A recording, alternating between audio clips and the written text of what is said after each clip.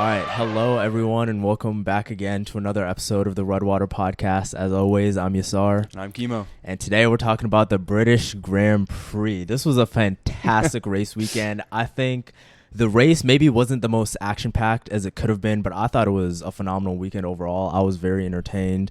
There's really... News-wise for this weekend, there isn't really a lot. The one thing we were going to bring up was just the Brad Pitt movie. So we touched on this like a lot earlier, you know, back when it was first announced. Yeah. Yeah, but so it finally happened. And I think when we initially talked about it, I was a little worried about it. I thought I was worried like it might have issues or might interfere with the weekend.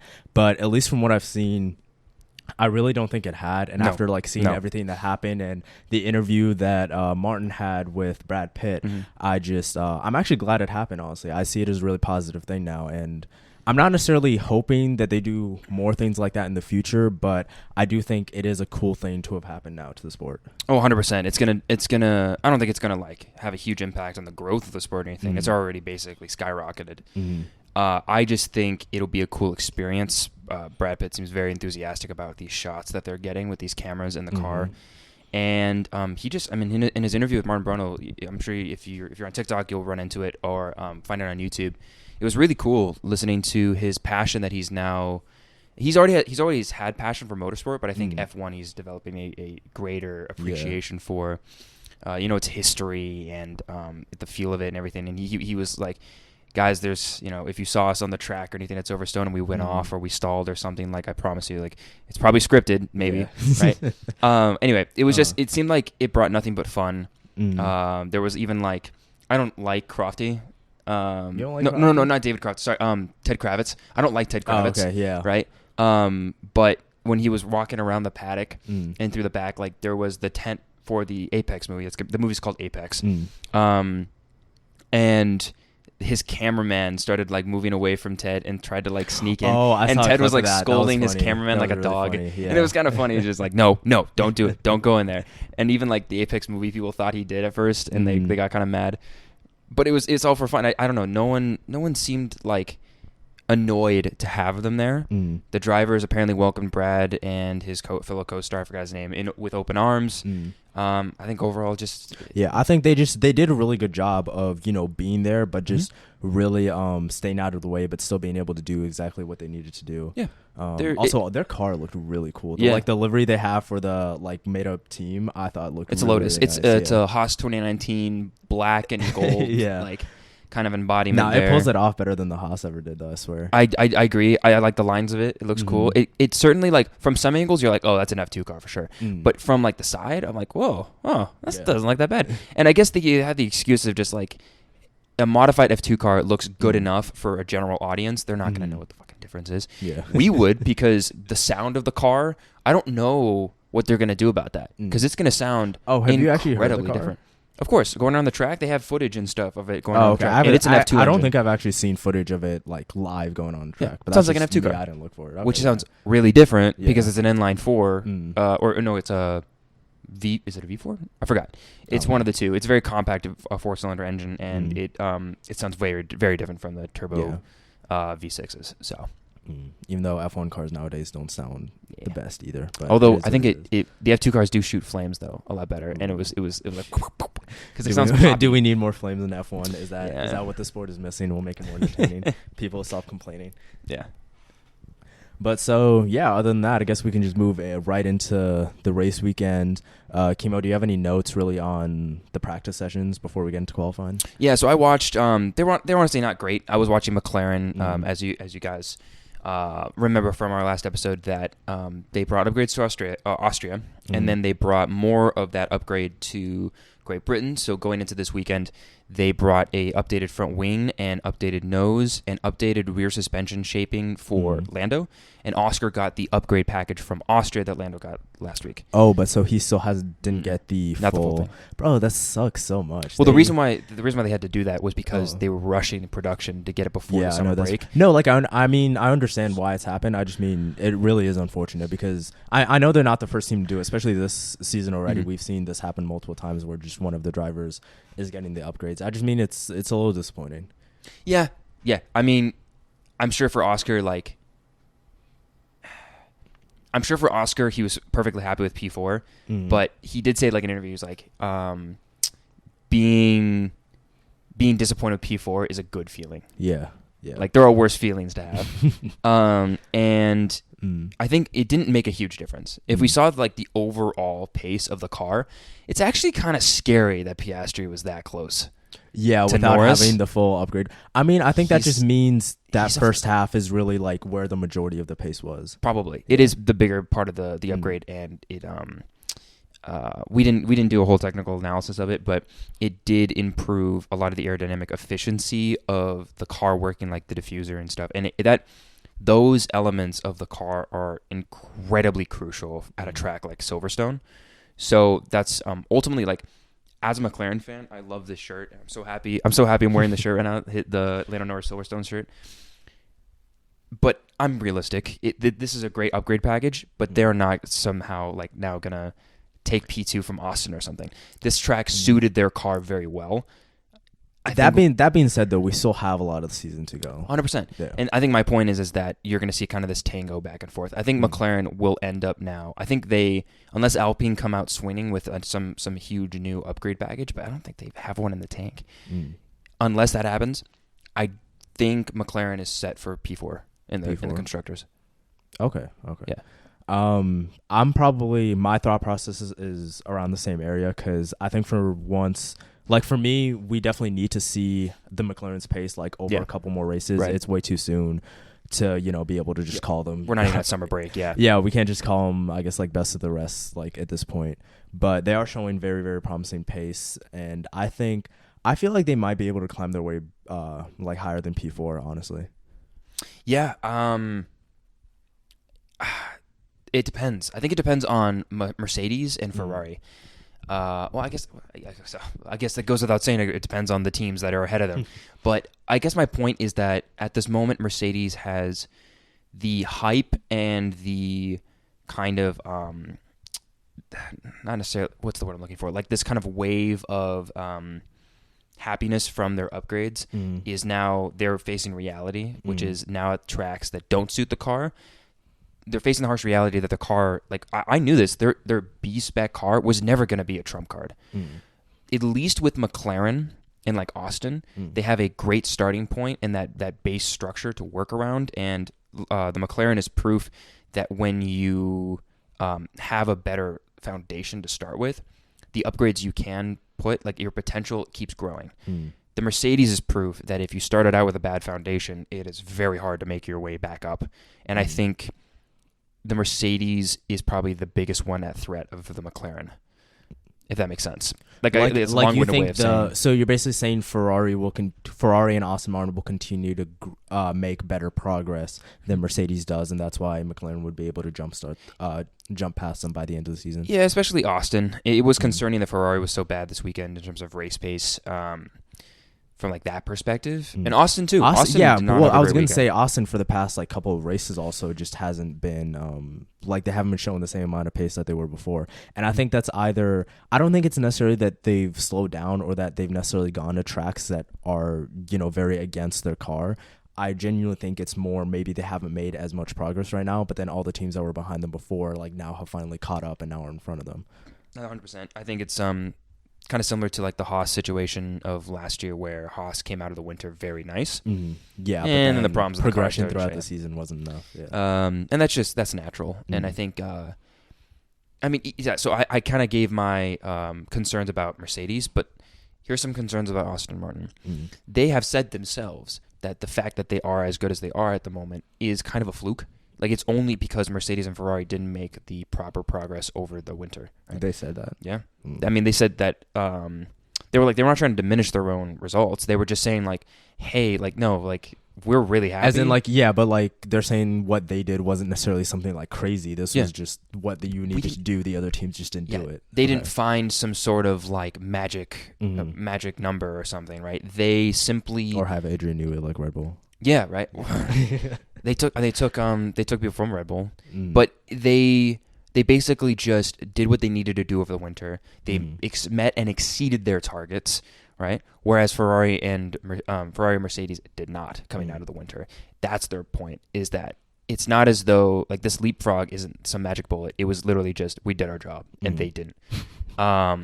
If they had all done their job, they think they would be closer. Maybe they would have gained some ground, but they wouldn't be as ahead of them as they were at the beginning of the season. And I think so. The biggest concern about Austin is that this in like their car being a better quality than the Ferrari and the Mercedes, we're seeing kind of wane. That by the end of the season, it's non-existent. That the Ferrari and the Mercedes will have found a way to be consistently ahead of the Austin. That's the concern for Aston Martin fans right now, is that them coming out of the winter is no longer going to hold up enough, if that makes sense. Well, no, absolutely. I think if they don't, like we said, basically just what they need is to up their mid-season progression, because if they just kind of stay where they are and they don't make any significant upgrades, then eventually like all the other teams are just going to end up leapfrogging them, and that's where you could end up with a situation where McLaren could hypothetically take a P2. I don't think it's likely, and obviously like for sure, I think by the summer break, and of course after the summer break too, they'll definitely introduce new upgrades, but obviously like I have no idea of knowing like whether those are going to be good or not. But I was going to say also, do you think maybe they might struggle a bit more than the other teams in terms of making upgrade progress, because kind of coming out of the winter they didn't necessarily have any big issues to address? Because if you were looking at something like the Ferraris, maybe they know they have the issue of the tire wear, so they have something to focus on. I mean, well, Mercedes was a shit show because that entire car was trash. Yes, but maybe with McLaren where they knew they had a good platform, and so they essentially knew like the paths they needed to take to get like the necessary upgrades that they needed. But whereas Aston Martin, coming out of the winter, they didn't necessarily have any like big issue. There wasn't really like that one big weakness for the car. The car was just there all around. It was just solid, and it had a really good pace. So hard to know too when you have like such a distinct difference between the drivers, like Alonso being Alonso, just absolutely wringing everything out of that car, and Stroll just bottling it. No, and then also like the fact that Alonso did all that, and the entire time he was just like, "Oh, I love the car." He didn't even need anything changed on the car. He was just having a great time. That's where I mean why they're kind of in a position. They're like, "Well, damn, what do we do now? Like, how do you get better?" Like they're not sure right now how to get better. Is what I mean. It's a really good point. Yeah. I think it is definitely a point of concern.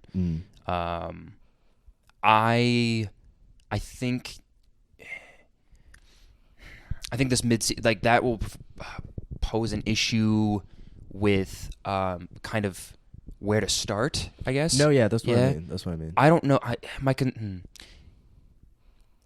think what proves your point the most, and what I was trying to formulate in my head there, was that we haven't heard anything from them. That's true too. They came with an upgrade package to Canada, but no, that's what I mean. Like the past couple of races where like they haven't been where they were previously with Alonso on every single podium. And I just feel like I've heard nothing. I haven't heard anything from Alonso. I haven't heard anything from anyone on the team in terms of what they're doing to address this, really. No excuses or anything. Like we had Stroll out qualifying Alonso, and you're telling me that wasn't gonna like light a fire under Alonso's ass, like, because what happened, bro? Wasn't it after? It was after Monaco, or maybe it was after Canada, when he was just saying, "Look, like only podiums from here," or something like that. So what happened to that? Yeah, I don't know. They've been just kind of quiet. And they've been kind of letting Williams and McLaren take the spotlight, really, at the moment. Speaking of, it's a great transition. Let's talk about Williams first. Because I think, should we talk about them or because I think Williams is the unsung hero of this race. At least practice. During practice, Williams was the big talk because they were doing fantastic during all three practice sessions. And they got, Albon got P2 or P3 in every single practice session. And, which was great. That's awesome. But I mean, him and Sargent were both realistic about the car feels great, but this is practice. Yeah.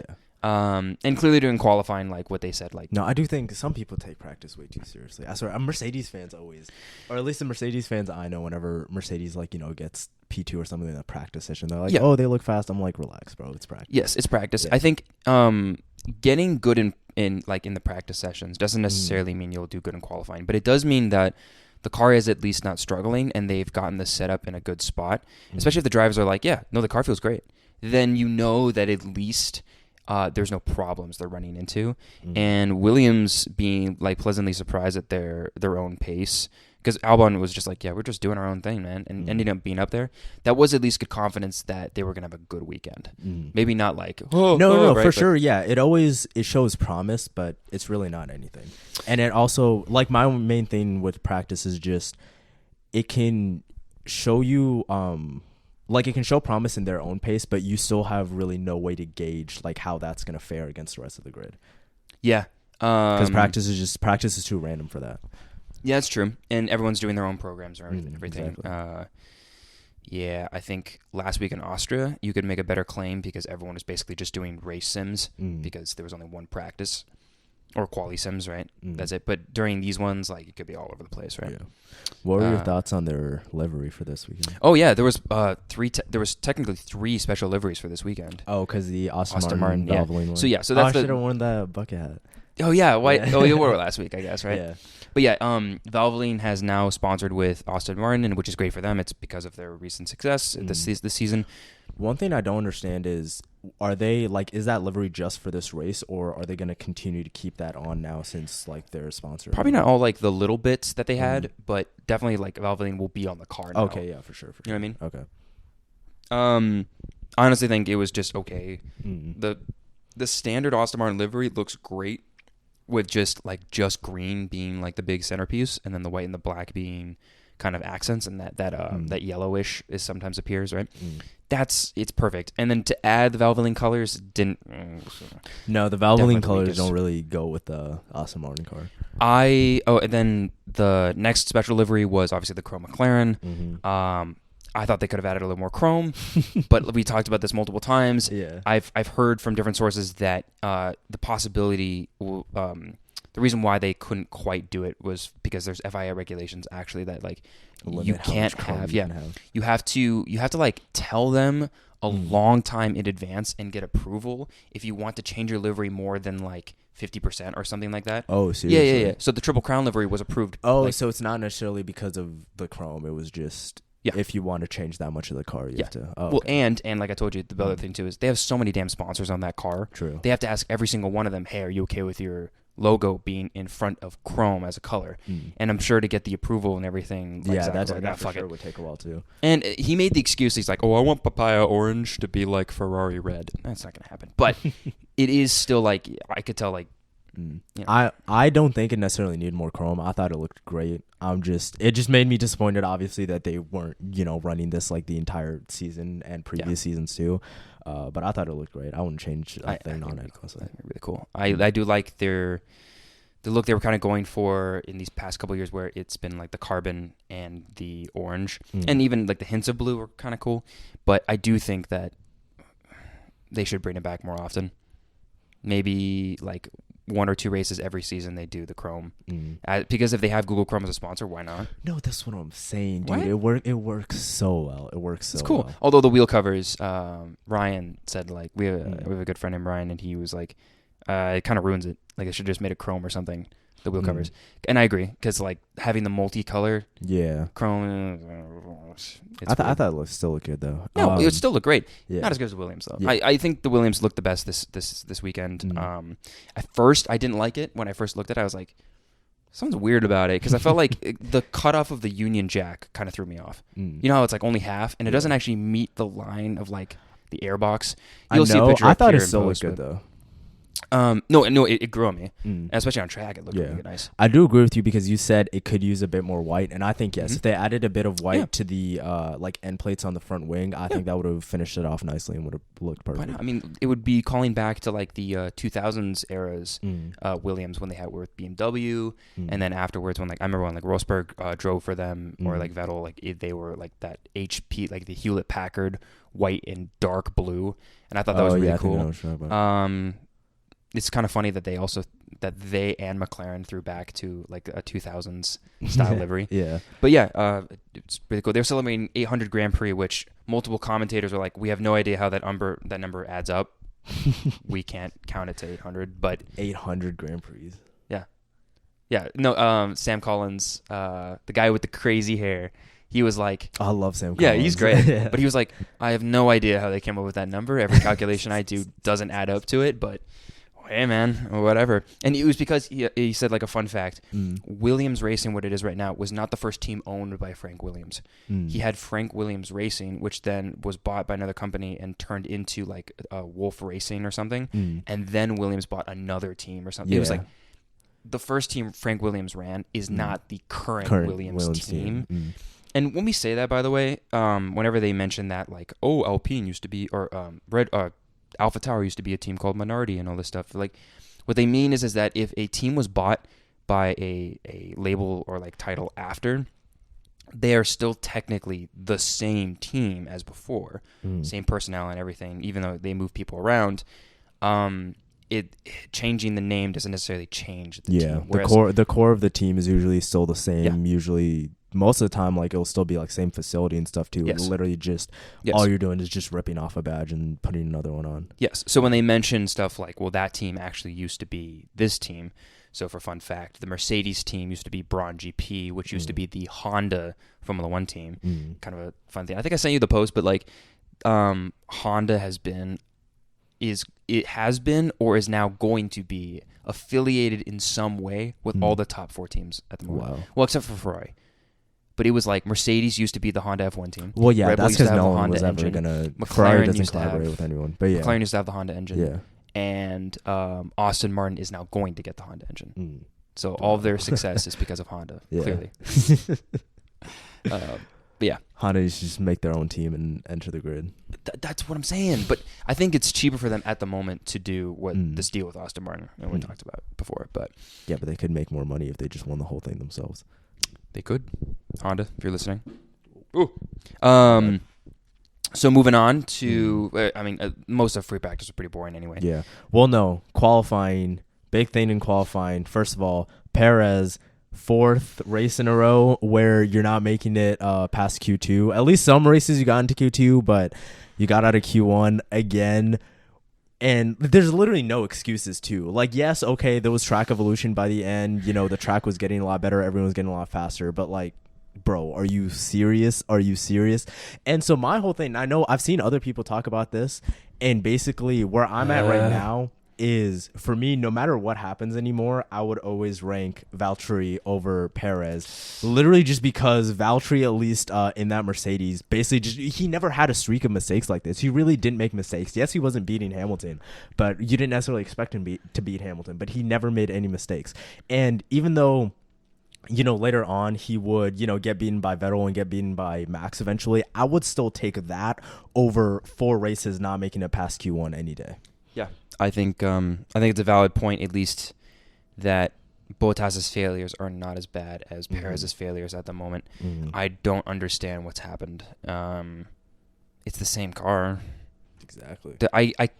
There is no excuse. It's no matter how many excuses that Christian Horner tries to come up with, like, well, at least he recovers. He shouldn't have to.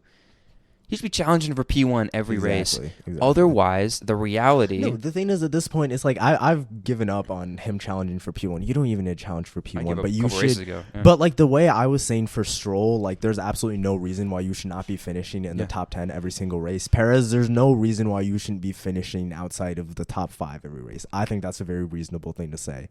And even with mistakes. Mm-hmm. Yeah, even with mistakes. And the fact that you're not doing that is just sad. It's not reliability. It's not.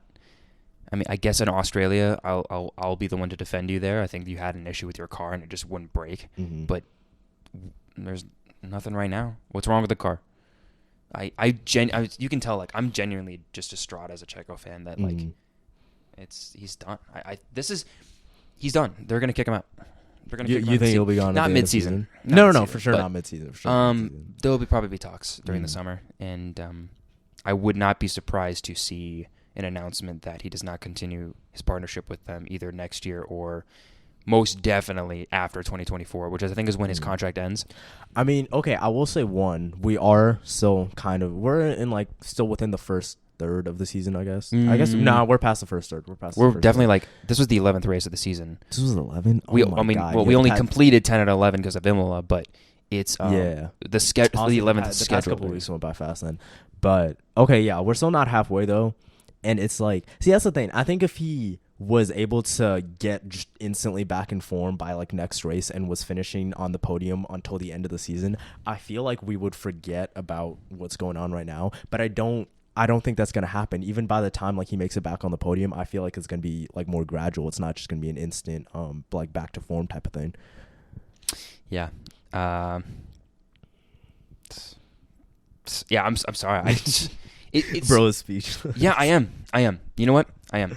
I can rant about it all the live long day, but it's simply just show us what you got. Because at this point, no one's talking about you other than like the people trying to. Yeah, there's a point now where no one's caring. Yeah, I don't really, other than us. I can't think of a single commentator who's said anything about Perez. Yeah, how abysmal he's been. Or I mean, even during the race, like the fact that he wasn't in the top 5. No, the commentators have definitely been talking about it. I think it was during the. Actually, I think it was like before the race, something like that. I know I definitely have heard them like touch on it and the fact like this performance has just been poor in the past couple races. It's just disappointing. Anyway, let's move on. Like, yeah, honestly, just positives from qualifying. Yeah. Alex Albon made it into Q3. Q3 again. Yes. You had the McLarens going P2 and 3. That was amazing to watch. Bro, I know you had the same moment that I had in Monaco with Alonso because for what's his name? Lando got provisional pole and Max was going around, he was down on his lap and then he pulled out 2/10 again in the last sector and then got pole. Did you see the reactions of the crowd? Literally the crowd after Norris's lap just went crazy and then Max went by and they all went It was I knew it was going to happen. Like I knew Max was going to take pole, and I knew he was going to do exactly that. But it still hurts though. I think in the end, I was smiling because the fact that Max had to with his final lap made my day, no matter what. And then the start of this race, it's the same thing. It was like, oh my God. The fact that we even had enough pace to challenge him in that early stage of the race. No, McLaren did a good job. McLaren did a really good job. This is great. This is really just. It's a beautiful day, right? And the thing that makes me the happiest is it wasn't just Norris. Daniel Ricciardo fans, this is what we needed Daniel Ricciardo to be.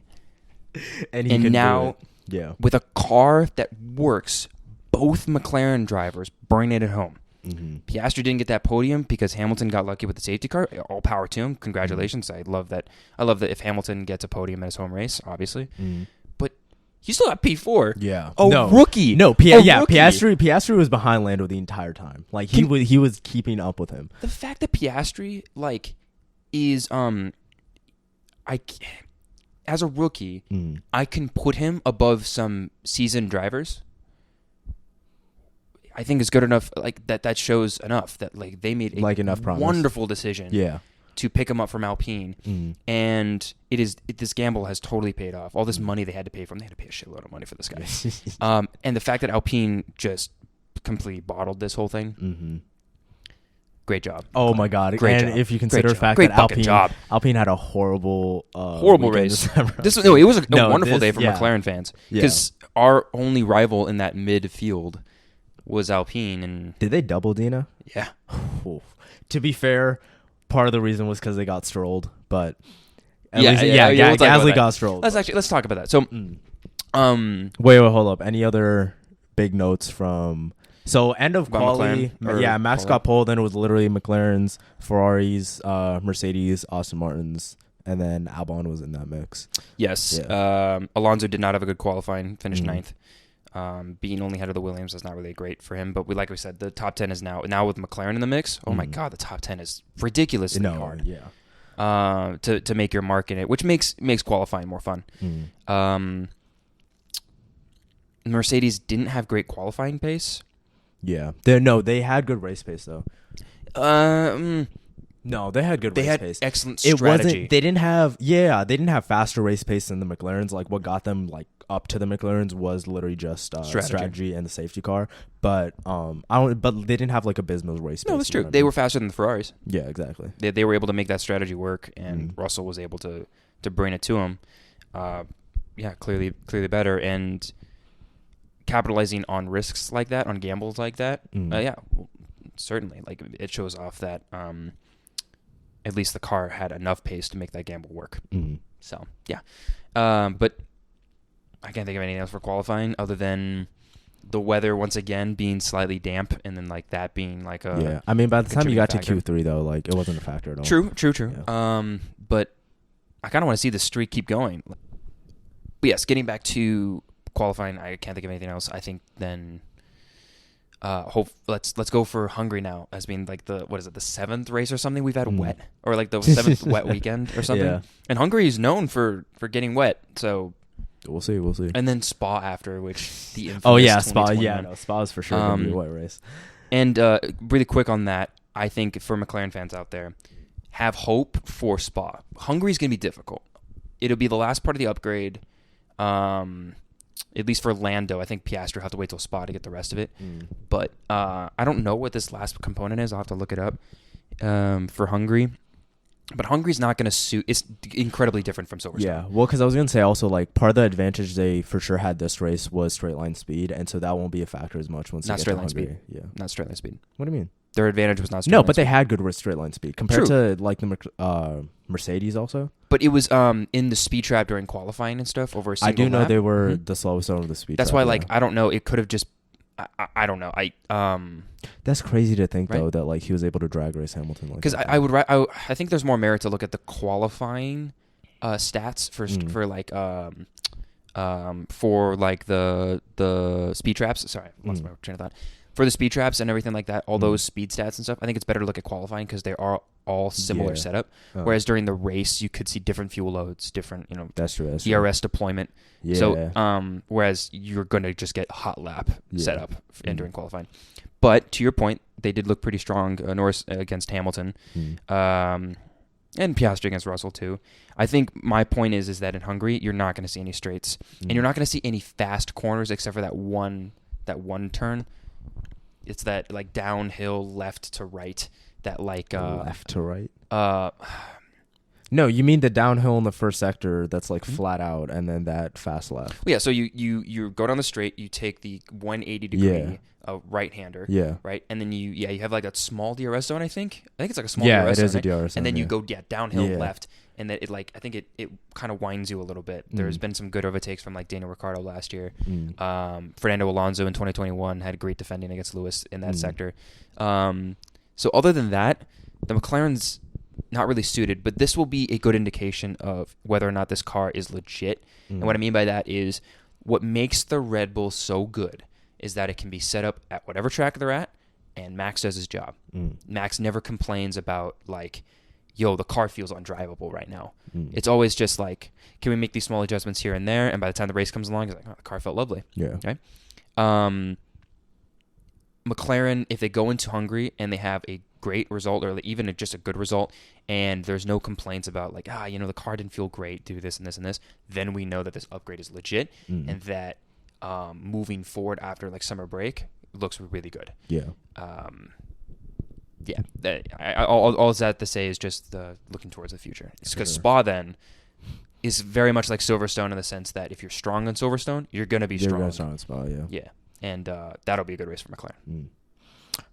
So other things that went on during the race, you kind of touched on the first lap. So Norris got a better start than Max, got in front of Max, stayed in front for, what was it, like 4 or 5 laps, something like that. Max eventually did get past, but even once Max got past, the McLarens did a really good job of like sticking with him, because at one point Max wasn't pulling away from them, but the top 3 were pulling away from Leclerc that was in P4. And not just Norris and Piastri. Yeah, Piastri was right behind him. Just awesome. I don't think necessarily Piastri like would have had the pace to pass him anyway, but they did go on the radio and they told Lando and let him know, like, yeah, okay, don't worry, Piastri isn't going to try to pass you. Just keep going along, stay close to Max. And Max really didn't pull away. I think even by the time like the first VSC came out, he was, I want to say maybe like 5 seconds ahead or something like that. He definitely didn't pull out like crazy. I know he was, he did go on the radio a couple times. I know he wasn't fully satisfied with his tires. With especially the softs at the end, he thought like towards the end of the day. Yeah, he really didn't like the softs. But we'll get to that in a second. That whole drama at the end, I think. But yeah, the first phase of the race, McLaren did a great job implementing team orders. Piastri was a great team player, and I think it's kind of like, I don't want to give McLaren too much praise on that because Piastri is a rookie, so he understood his place. It could have been a different scenario if Piastri wasn't a rookie. Like, imagine if they had Pierre Gasly in that seat, which is a big possibility if they hadn't picked up Piastri, right? Would that have gone over as well? Well, yeah, that probably would have been a situation where, he'll be like, hey, I have faster pace, let me in front. And it probably would have been something that, we I feel like they still would have given the team orders call, I think, though. That's the smart thing. Would the driver have responded the way he did? Like, Piastri was just like, yeah, sure. Yeah. Basically, I mean, he maybe was a little disappointed, but he didn't, like, make a big deal out of, hey, why am I... why am I being held up here? Behind him? I think he realized, like, all right, no, let's... And he let Lando just drag him along, basically. And then I think the reward for him, or... Yeah, I don't know how they phrased it to Piastri, but they gave him the first pit stop, which is usually for the person in front, right? That's typically how most teams do it. They give the pit stop to the person on the... They give the better strategy. Well, but I think that's because they were planning to put him on the hard tires anyway, but I think... Or at least Norris probably also wanted to keep going anyway because he was thinking of, putting the softs on in the end. So that's probably why Norris would have wanted to kept going anyway. Okay. Yeah. I'm not sure exactly what's going on in the McLaren pit box other than they were debating between the hards and the softs in that final safety car. Like, there was nothing that happened in the mid-race. It was a little boring, actually, other than Russell's charge. Russell was the only person in, like, the top 10 who gambled on softs, and he did a great job making those tires last as long as the people on the mediums. He lasted longer on his soft tires than the Ferraris did on their mediums, which is great. I think that just shows how good Russell is. No, I remember we were freaking out when we were watching Sainz on the mediums. He pitted on like lap 17, and we were like, "Ferrari, what are you guys doing, bro?" What are Literally you doing? everyone else on the mediums like kept going for at least like another 3 laps or something like that. Classic Tifosi moment. Yeah, just they really did not have a good weekend. And then Russell, them being on mediums, passing the Ferraris was great fun. Lewis sticking it out and then getting lucky with that safety car. You got to give it to him for gambling like that and staying out and waiting for that. Good for him. Yeah. Okay. And now let's get into... So basically what happened was that safety car was caused by Magnussen's engine shitting itself in the middle of... What's that straight called? Dude, I don't know. Is the Becker Straight or something? I forgot. All these names of Silverstone, man. These English.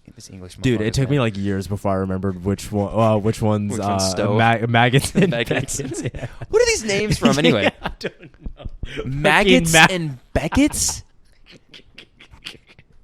I don't know what I'm confused about. These motherfuckers they eat beans for breakfast and they put it on toast. So I don't know why I'm so like confused. But oh my god, that's so funny. Yeah, no. Silverstone has interesting names. I like the names at Spa, obviously, like Spoon Corner. Ren Radion. Spoon Corner is just a funny name. Well, Spoon Corner is it's Suzuka, right? Wait. That's why there's a company called Spoon. Yeah, that's a Japanese. If you ever wondered that, there's a car company that makes like performance parts for Honda called Spoon. And it's because it's named after that corner at Suzuka. Oh, okay. It's because Suzuka is kind of that old guard of like glorious tracks, right? And so they do have, because they're so historic, they have those historic names. Well, no, I feel like only those historic tracks have like names, like Senna S's at Brazil. So, yeah. Anyway, getting back to the point. Once Magnussen, his engine blew up, man, Silverstone always delivers. This is when this is when we started getting hype watching the race together. We were just like, oh boy, here it comes. Because last year it was fucking great. And when it happened, we were watching very closely where Max and Lando were to the pit entry, right? Because as soon as the safety car is announced... Well, so didn't it start as a VSC? Yes. And then it started as a VSC and then transitioned to a safety car. So I think when the first VSC was called... Max and Lando had already gone past the pit lane, so they can pit. But lucky for them, actually, that it was started as a VSC. Because if it started as a safety car, they would have gotten backed up into the pack by the time, or the pack would have closed up the gap by the time they got around the whole circuit. So the fact that it was VSC, most people can do that because you basically stay in one spot. Yeah. Right. You catch up a little, but not really. And so luckily, by the time the VSC turned into a safety car, they had got around most of the lap and they were able to come in. We were both saying McLaren should put Lando on soft tires and keep Lando Piastri himself on wanted to go on soft tires too. Yeah, but I think they kind of I had faith that they knew something we didn't. Well, so the one article that I read just said, I don't remember if it was Zach Brown or it might have been someone else, but basically they said the reason they weren't afraid of putting on the hard tires is because they knew they weren't going to have an issue with warming up the tires. Because one, at that point, the track was a lot warmer, and then having the safety car too, they could just spend that entire time warming up the tires too. So that's what helped them out. Once the safety car ended, they already had really decent pace on the hard tires. Whereas I think it wasn't Russell. One of the other drivers in the top 6, it was Leclerc. Leclerc had a terrible time on the hard tires. Yeah, he put on the hard tires a bit earlier, and it definitely took him a couple laps before he got those up to temperature. Yes. So, but so basically McLaren wasn't worried about that, and that's why they weren't afraid to put him on the hard tires. And then I don't know for sure, but I still think part of the reason they didn't is because they probably didn't have a complete fresh set of soft tires to put on. 100%. That was definitely the biggest reason, and they kind of probably just made what the other points you made. They came up with those after. The biggest reason was, do we really want to use soft tires right now? And we don't know how long the rest of this race is really going to go. In the end, I think both arguments were kind of right, because Hamilton was a huge threat at the beginning, but by halfway through that last part of the race, he wasn't anymore. No, at that point, because he took the risk of using the used soft tires, and so he had his initial time of attack for 5 laps, something like that, and then after off, as soon as the tire starts to fall off, there was nothing he could do. Yeah, but I mean, Piastri was not able to engage Hamilton at all, so that's why I kind of think it's Yeah, so that's the thing, because Piastri was also on the hard tires, and he wasn't able to catch up to Hamilton. But then also Russell was behind, and he was on. They weren't used fully fresh, but they were used mediums, and he was not able to close the gap at all to Piastri. Yeah, so I think that's what it means. It wasn't a loss, but it wasn't a huge win. I think Norris would have wanted soft tires to maybe challenge Verstappen. That's probably why he wanted them. I think even with that, he wouldn't. I mean, maybe because Verstappen was struggling with his softs a little bit. That's why I think the best result they could have gotten today was P2. Max was just too fast. So McLaren secured that result no matter what. They didn't want to throw away a P2 because maybe Lando could catch him on used soft tires, right? I think either way, even if he had gone onto the used softs, though, I think he would have still been able to stay in front of Hamilton and would have still secured the P2. I think they were in a position where there's no way they could have gone wrong, honestly. Well, we say that. I mean, it went well on the hard tires, but Hamilton did put up a good fight. He did. No, yeah, but then imagine if Lando was also on soft tires, then... No, I know, but that's Lando defending on hards against a tire with softs. True. I just mean, it could have gone wrong on these hard tires. If Lando had, messed up just a tiny bit through cops or something... No, yeah. I mean, that's part of why I think, that's part of why his overall drive this weekend was insane, because the defending he did at the end of that race. So driver of the you day, want to get into 3, rankings? 2, 1, Lando. No, yes. Lando Norris. I gave it. I kind of cheated a little bit. I gave it to both Lando and Piastri because I think he deserves. No, I think he deserves some praise too. Okay, that's fair. Seriously, we're talking about a rookie. We talked about this together before we recorded and we were watching the race.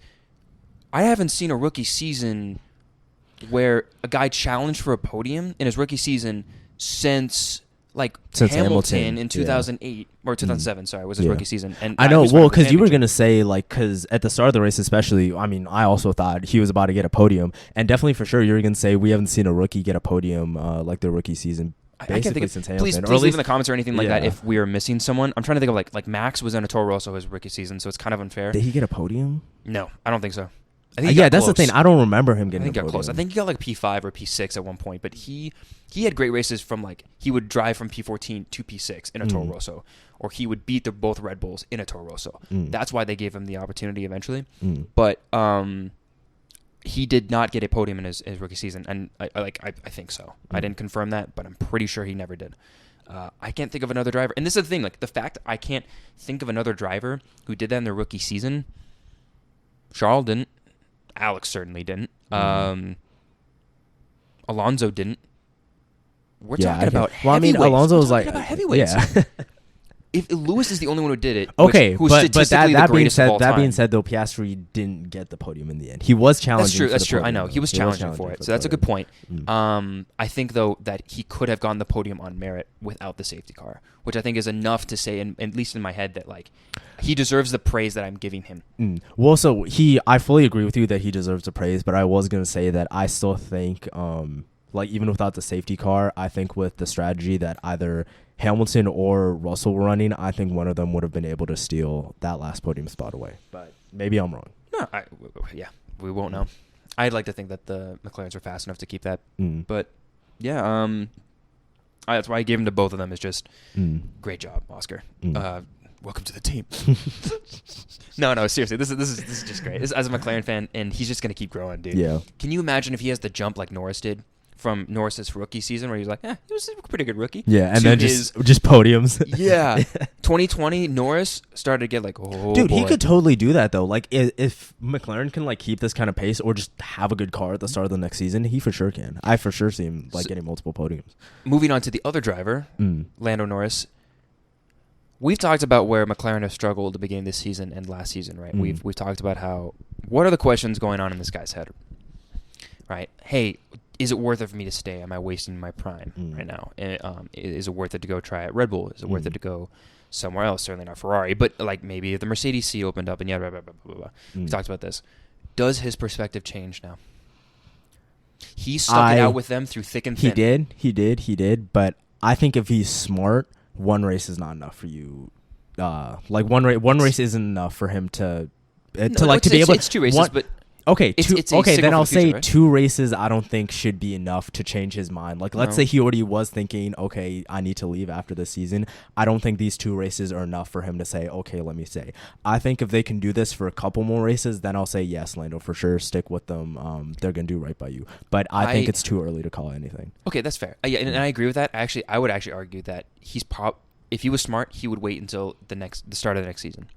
If the start of next season they don't use the winter properly and they don't make advancements and they fall behind again, they've done it. Then they would have done it now for like 3 winters in a row. Yeah, but at that point, so like let's say they don't make any crazy or they don't have any more crazy results like as good as these last 2 races, right? Up until the end of the season.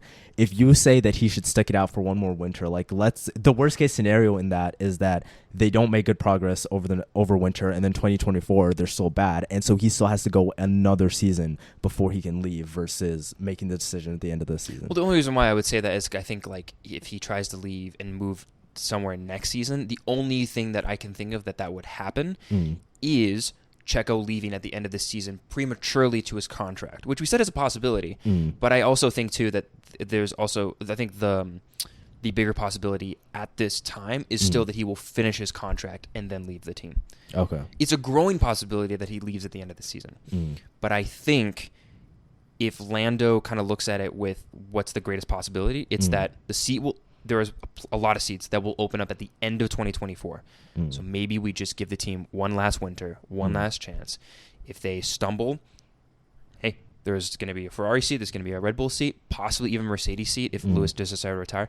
That's actually a story that we didn't think about before we started recording. Lewis hasn't signed his contract yet. What are you waiting on? No, no, you're getting actually no. Yeah, you're right. I remember I would always see like a couple posts like for the past couple of months or whatever saying negotiations are still going on. But yeah, you are right. He still hasn't signed his contract. The only thing I can think of that I heard someone come up with like so I'm not gonna say it wasn't from a good source. It was someone on Twitter commenting, but he made a good point and he was like, maybe it's just because Mercedes doesn't want to sign him on a long-term contract, but Lewis does. Maybe Lewis wants a multi-year contract, and they're like, and they don't want to give him a multi-year. Listen, I know Toto and Lewis are close, but realistically, from Toto's perspective, I can understand the idea that Lewis, you're old, man. That's true. We got a superstar in George Russell. We want to nurture the next superstar, possibly Charles Leclerc. Dude, what if they picked up like an Albon? There are a lot of great racers in 2024, right? Sure as hell, probably Gasly is going to be tired of Alpine's shit by then. Wait, so like you think Hamilton is essentially trying to maybe get a contract like post 2026 and Mercedes wants to keep their options open. I agree with you that that's Right? probably the most likely thing. And if I was Mercedes, I would probably try to do something like that too. Right? Yeah. So I can't blame either side because Lewis is looking at Alonso and going, I can do that shit. I could pull a Tom Brady. Why not? Yeah. Right? I'm vegan. Right? And Mercedes is like Charles Leclerc, Lando Norris, Alex Albon, Pierre Gasly, Oscar Piastri possibly, Plus Yuki F2 Tsunoda. drivers. Yeah. Actually, I don't think Mercedes would pick up an F2 driver. I think they don't have to, is my point. Yeah. Was that 5 drivers I listed off? Mm. That is a good driver market. Oh my God, 2024's driver market's going to be nuts. Yeah. Right? Okay? If Daniel Ricciardo comes back, what if he has a great season next season in AlphaTauri or something, right?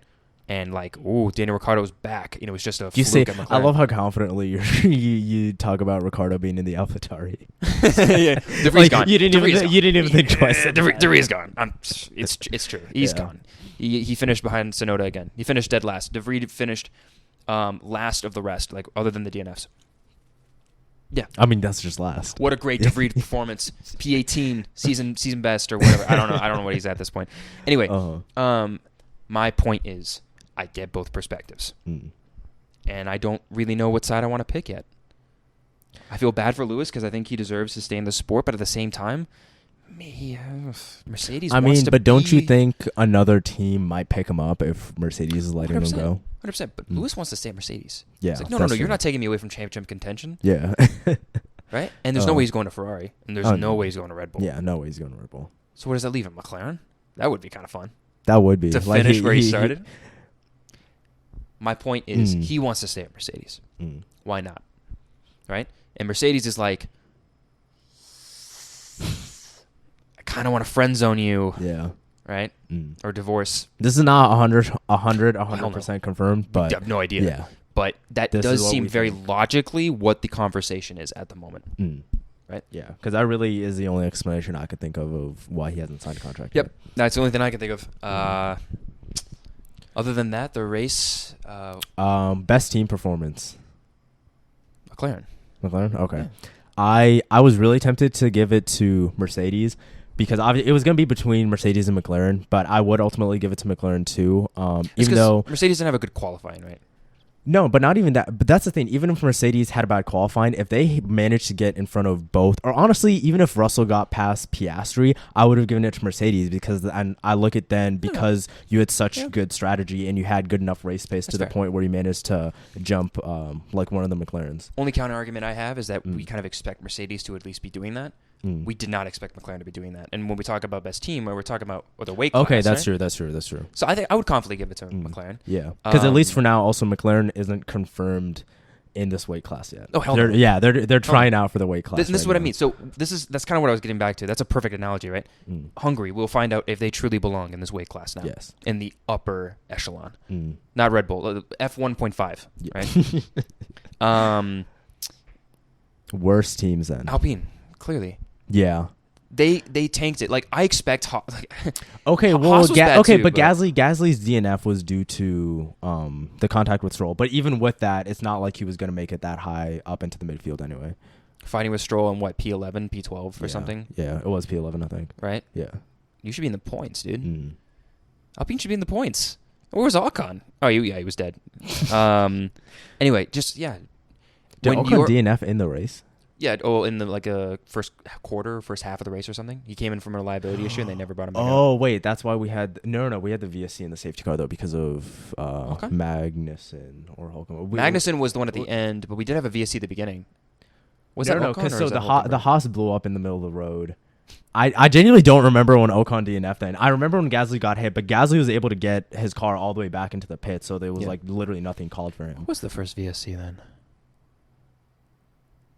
Oh my god, we forgot. I don't remember. Oh, sorry guys. Maybe it was Ocon, but I thought Ocon made it to the garage and then they retired his car. It was kind of just it happened in an instant. And it was like, oh, yeah, well that happened.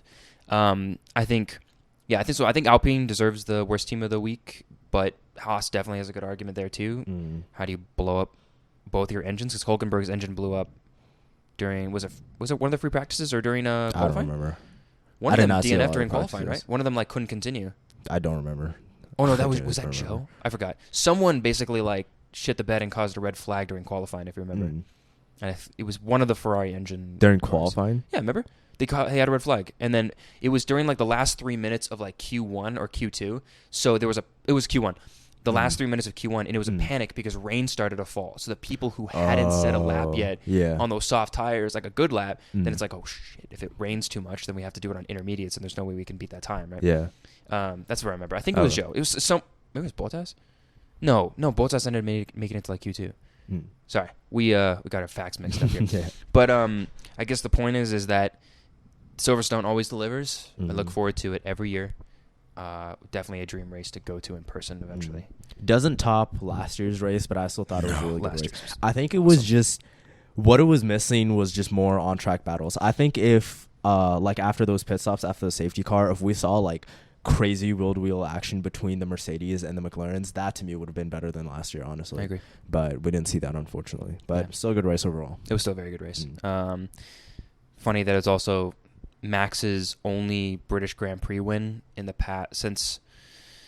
Well, I think that's his only British Grand Prix win. So in 2020 they didn't call it the British Grand Prix; they called it the 70th anniversary Grand Prix. And other than that, he hasn't won a single Silverstone race. So congratulations to him.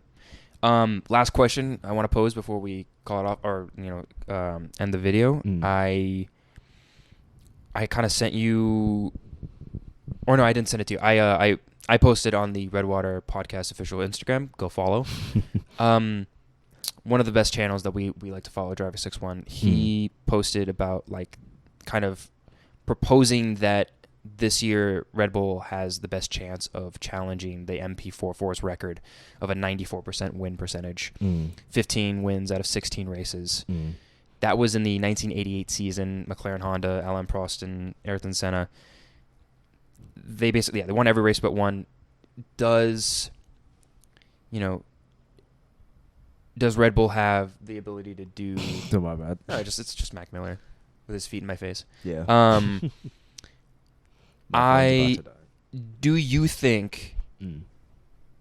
This is an easy fucking question. Do you think Red Bull is going to be able to challenge that record? The answer is yes. Yes, for sure. Yes. What are we? So we're 11 races in, and they're 11 for 11. So yes. Yes. Yeah. Have they not broken a record yet of? We have to get like most consecutive race wins. No, because Ferrari probably.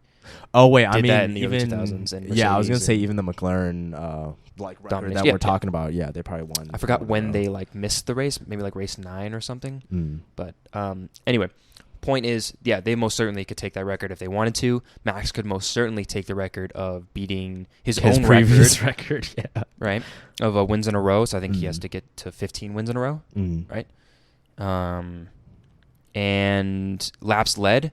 When he set that record before of like it was from Miami to Austria was like he had the laps led record, and he was like third on that behind Ayrton Senna and Alberto Ascari, I think is what his first name. I think his first was name he not Alberto? sandwiched between both of Senna? Well, yeah. So Senna's on that leaderboard twice because he's insane. He holds. I think he holds a 5th place record and then the second place record too. Yeah. The second and 5th or second and 4th or something like that. Max could certainly get on that board twice now. In the same season, which would be crazy. In one season, get on there twice. So, kind of, I was going to say, my last point for, this whole season so far really is, so one, we still haven't seen a car yet to, properly challenge the Red Bull. Yeah. I know we were clowning Mika Hakkinen before about, or at least I yeah, well, how come we haven't said anything yet? Okay, you finish your thought, but yes, I do want to talk about that. Well, no, we can talk about that real quick. So, y'all remember, a couple episodes ago when we were literally clowning the hell out of Mika Hakkinen. I wasn't clowning him. I was kind of clowning him. We said, we did say, yes, we honestly don't know what he knows, so we'll just have to see. But yeah, he was saying that they were basically going to be, best of the rest and competing with the Red Bulls with these upgrades. And I wouldn't say they're necessarily competing, but y'all are, starting front row. Who's laughing now? Mika Hakkinen isn't. Starting front row, being able to fight Max, literally passing Max and holding off Max for a couple of laps. So, for all he wasn't lying. He wasn't lying. For all we know, Max made the difference. Right? They were close enough in qualifying that, the car was just, it was great. But my point that I was going to say is we still haven't seen a car to compete with the Red Bulls yet. But I am pleasantly surprised with like how much the midfield has flipped around so much in like just these first 11 races. Because I definitely remember like great battle. No, because I remember after I think it was like race 3 or 4, I was saying at least with the Austins also, I was like, yeah, I don't really see anyone. I didn't think anyone was even going to challenge the Austins until like post summer break. Right. But then here we are now, and the Austins are at the bottom, and you have McLarens on podiums, and the rest of the midfield is just mixed up like all around. And I think it's great. I just didn't see it coming. I listened back to our old 2023 predictions, and I think I mentioned I didn't get it exactly right, but I did have faith that McLaren would come back like this. I didn't say they would beat Austin, but I'd say they would be challenging Austin and Alpine for. Remember when we thought Aston Martin would only end up 4th? Yeah, right. But I did say that by like the end of the season, McLaren would be better than the Alpine and Austin and catching up in points. At the moment, that does seem correct. We're going to see for the last part of the season, but. Yeah, I just wanted to give myself praise on that and pat my own ego that I had that prediction correct. Yeah. And Mika Hakkinen now can sleep soundly knowing. And I kind of had that feeling. Seriously, I don't want to sound like I predicted correctly or I like that I gave all my trust in him or something. That's not entirely true. But I did kind of think like him of all people wouldn't be bullshitting this. Yeah. And he was clearly not bullshitting. He was clearly like hopeful optimism, right? But optimism founded in reality. And here we are. Yeah. 2 weeks' time, Hungary will be a great indication. I think that's what we have to look forward to now. For sure. I guess we can end it off there. Thank you guys so much for listening. Remember to like and subscribe, and we'll see you in Hungary. Peace. See ya.